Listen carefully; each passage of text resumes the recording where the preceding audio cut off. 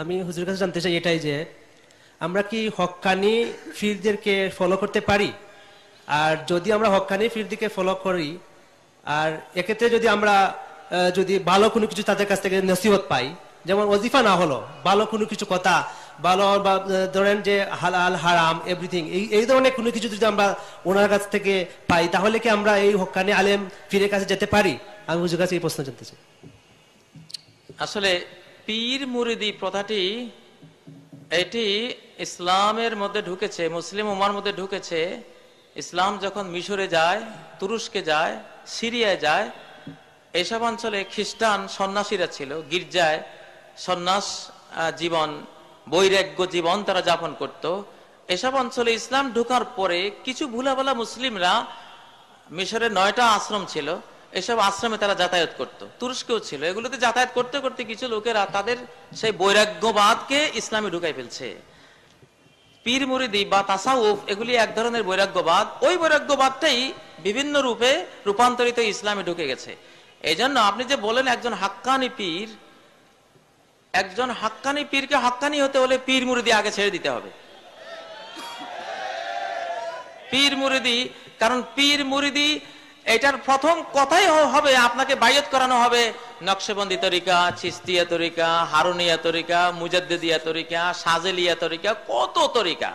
অথচ কোরআনের 7 নম্বর সূরা আল আনআমের 153 নম্বর আয়াতে সাফ আল্লাহ বলে দিয়েছেন, ওয়ান্না হাযা সিরাতি মুস্তাকিমা, এই যে আমার ইসলাম একটা মাত্র পথ, সরল পথ, ফাত্তাবিউ, এক তরিকার অনুসরণ করো, ওয়ালা তাত্তাবিউ সুবুল, বিভিন্ন তরিকার অনুসরণ করো না। যদি বিভিন্ন তরিকার অনুসরণ করতে যাও, ফাতাফাররাকা বিকুম আন সাবিলি, তোমাদেরকে বিচ্ছিন্ন করে নিয়ে যাবে আল্লাহর ইসলাম থেকে বহু দূরে। অতএব কিছুতেই বহু তরিকার অনুসরণ করো না। আর পীর মুরিদির প্রথম ছোটই আপনাকে বহু তরিকার সবক দেওয়া হবে। বহু তরিকা ছাড়া নকশবন্দি জিকির করতে হবে, হারুনিয়া তরিকার ধ্যান করতে হবে, তারপর চিস্তিয়া তরিকার মুরাকাবা করতে হবে, এই করতে হবে, সেই, এত তরিকা তো ইসলামে নাই। তরিকা কয়টা? একটা। কুল ইন কুনতুম তুহিব্বুনাল্লাহ ফাত্তাবিউনি, বলো আল্লাহকে যদি ভালোবাসো তাহলে আমার অনুসরণ করো। আসলে বিশ্বব্যাপী পুরোহিত, পীর, ব্রাহ্মণ, ঠাকুর, পোপ, ফাদার, এসব ধর্ম নিয়ে যারা স্টক ব্যবসা করে, ধর্মকে মনে করে এটা আমাদের স্টক মাল, এটা নিতে হলে আমাদের থেকে নিতে হবে। আমাদের মিডিয়া ছাড়া কেউ আল্লাহ পর্যন্ত যাইতে পারবে না। নাউজুবিল্লাহ মিন জালিক। ইসলামের সবচেয়ে বড় সৌন্দর্য হলো যে ইসলাম বলছে আল্লাহ পর্যন্ত পৌঁছতে তোমার কোনো ভায়া মিডিয়ার দরকার নাই, সরাসরি পৌঁছবে, সরাসরি সেজদা করবে আল্লাহকে, সরাসরি রুকু করবে আল্লাহকে, সরাসরি হাত বেঁধে হাত জোড় করে আল্লাহর সামনে দাঁড়িয়ে যাবে, সরাসরি প্রেয়ার জানাবে, প্রার্থনা জানাবে কার কাছে? আল্লাহর কাছে।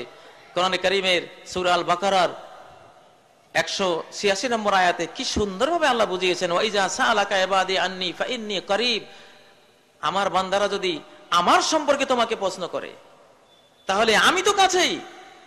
দেখুন কোরআনে প্রায় 13 বার প্রশ্ন এসেছে বিভিন্ন মাসলা বিধান সম্পর্কে। সব জায়গাতে আল্লাহ বললেন ফাকুল ইয়াসআলুনাকা আনিল আহিল্লা কুল হিয়া মাওয়াকিতুল লিন্নাস, তারা প্রশ্ন করছে তোমাকে চাঁদ সম্পর্কে, তুমি বলো চাঁদ হলো মানব জাতির সময়ের ইন্ডিকেটর, এটা দিয়ে তারা সময় নির্ণয় করবে, তুমি বলো।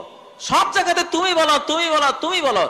আল্লাহ মুহাম্মদুর রাসূলুল্লাহ সাল্লাল্লাহু আলাইহি ওয়াসাল্লামকে দিয়ে বলিয়েছেন। কিন্তু আল্লাহর জাত সম্পর্কে যখন প্রশ্ন এসেছে, আমার বান্দারা যখন আমার সম্পর্কে প্রশ্ন করে, তখন আল্লাহ বলেননি ও মুহাম্মদ তুমি বলো যে আমি কাছে। এখানে তুমি মাইনাস করে দিয়েছেন। আল্লাহ তার আর বান্দার মাঝখানে কোনো মিডিয়া রাখেন নাই, এমনকি মুহাম্মদুর রাসূলুল্লাহকে রাখেন নাই। বললেন সরাসরি ওয়াইজা সাআলাকা ইবাদি আন্নী ফাইন্নী করিব, বান্দারা যদি আমাকে আমার সম্পর্কে তোমাকে প্রশ্ন করে তো আমি তো কাছেই। উত্তরটা সরাসরি কে দিচ্ছেন? আল্লাহ নিজে দিচ্ছেন। এটা বুঝালেন যে বান্দার আর আমার মাঝখানে কোনো মিডিয়া নাই। এই জন্য ডক্টর ইকবাল বলেছেন, সৃষ্টি ও তার স্রষ্টার মাঝে কেন আড়াল, মধ্যবর্তী মোল্লাকে আজ হাঁকিয়ে দাও। যত ঠাকুর আছে ওদেরকে হাঁকিয়ে দাও, যত পুরোহিত আছে তাড়িয়ে দাও, যত ব্রাহ্মণ, যত পোপ, যত ফাদার, যত পুরোহিত, যত পীর, যারা সৃষ্টি আর স্রষ্টার মাঝখানে আড়াল অন্তরায় হয়ে বসে আছে, মধ্য সত্যভোগী দালাল মাবুদ হয়ে বসে আছে, এদেরকে বিতাড়িত করো। এদেরকে বিতাড়িত না করলে মানুষ আল্লাহকে পাবে না। আল্লাহর বান্দার মাঝখানে কোনো ওয়াসিতা নাই, কোন মিডিয়া নাই, সরাসরি আল্লাহকে ডাকবো, সেজদা দেব, ইবাদত দেব, তার নৈকট্য নেব ইনশাআল্লাহ নবী রাসূলদের প্রদর্শিত পথে। এটাই হলো তাওহীদ।